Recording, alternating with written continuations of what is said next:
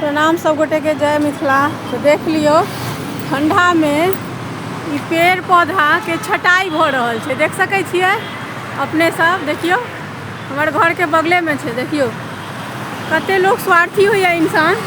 ठंडा में धूप दुआरे छटाई भ रहल छै आ गर्मी में इएह छाया ले आदमी परेशान रहै छै। जे रोड पर क्रॉस करै छै तो होइ छै एकटा पेड़ पौधा रहिता जकर कि छाया में गुजरतौ। तो देख लियो की स्थिति छै। तो देख लियो हमरा बगल में, घर के बगले में छै यहाँ के कटाई छटाई भ रहल छै। खैर जरूरियो छै, कनी सेफ नीक भ जाइ छै ताहि दुआरे। लेकिन कहलहुँ हेँ देख लियो गर्मी में लोग एकरे नीचा ढूंढैत रहैया छाया, आ ठंडी में एकरे हटबैया। देख लियो इएह समय होइ छै।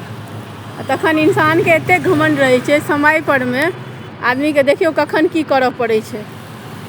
देख लियो इंसान कते स्वार्थी होइए। तेँ हम ई वीडियो कैद केलहुँ हँ जे देख लियो गर्मी में इएह के एते जरूरत रहै छै आ ठंडा में इएह कटिंग भ रहल छै। देख लियो जरूरत के अनुसार। देखियो एनाही इंसानो होइ छै, मतलब ई कते इंसान जरूरत रहत तऽ अहाँके पैर तक पकड़त आ नहि रहत तऽ अहाँके चिन्हबो नहि करत। देख लियो।